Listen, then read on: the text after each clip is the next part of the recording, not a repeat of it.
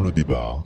Grégoire Collin. Nouveau rendez-vous, c'est l'info. Ouvrons le débat. Chaque semaine, Grégoire Collin nous rejoindra pour ouvrir le débat sur un sujet d'actualité. Cette semaine, Grégoire, vous avez choisi Irma et la géographie des risques. Faut-il justement enseigner différemment la géographie? Grégoire Collin, c'est à vous. C'est votre nouveau rendez-vous sur C'est l'info.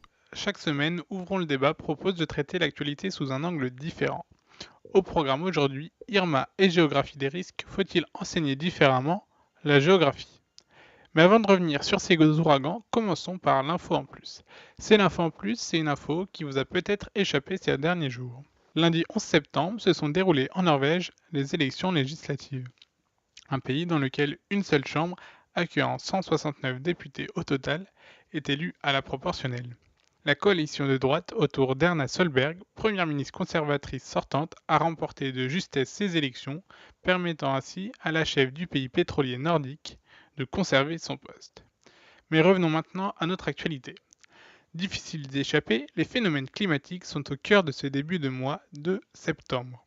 Rappelons dès maintenant qu'il est possible de faire un don auprès de la Fondation de France qui agit sur place. Ces ouragans, nommés Irma et José, sont les 9e et 10e de l'année 2017. Avant eux, il y avait déjà eu dans le nord de l'Atlantique Arlene, Brett, Cindy, Don, Emily, Franklin ou encore Gert.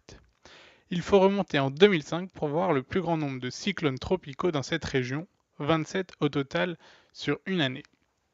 Si ça vous intéresse, la nomenclature des cyclones est disponible jusqu'en 2022. Le 13e cyclone de l'année 2022 s'appellerait par exemple Martin. Alors pourquoi est-ce qu'on parle de cyclone tropical et pas de tempête tropicale en ce qui concerne Irma?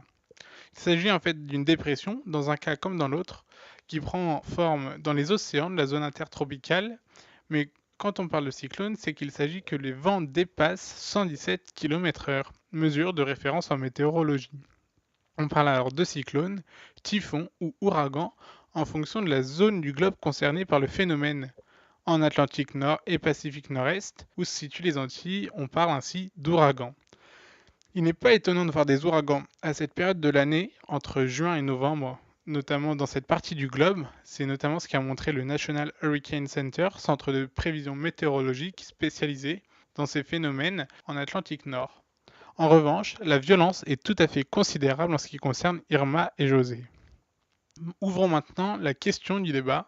Doit-on changer l'apprentissage de la géographie scolaire?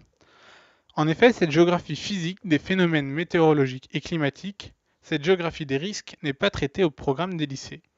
Il faut attendre une spécialisation à l'université pour pouvoir s'intéresser à ces phénomènes. En effet, si les questions relatives à la mondialisation sont au centre des programmes depuis la dernière réforme de 2010, d'ailleurs c'était une époque à laquelle le directeur général de l'enseignement scolaire c'était Jean-Michel Blanquer, qui est l'actuel ministre de l'Éducation nationale. En revanche, la question des risques naturels pour les sociétés n'est qu'une question proposée, et en plus c'est uniquement un choix en seconde qui n'est pas revu après. À cette question-là, on peut ajouter la question des ex-DOM-TOM devenus DROMCOM, départements et régions d'outre-mer et collectivités d'outre-mer. En effet, on peut se demander combien d'élèves pouvaient et savaient placer Saint-Martin sur une carte avant cette crise naturelle.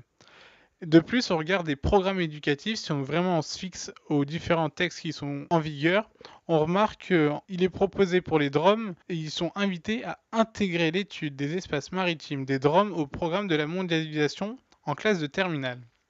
Il faudrait donc apprendre différemment la géographie en France métropolitaine et au sein des DROMCOM, alors que l'ensemble constitue une seule et même France. Alors faut-il enseigner différemment la géographie? La géographie scolaire suffit-elle à acquérir des connaissances sur le monde qui nous entoure?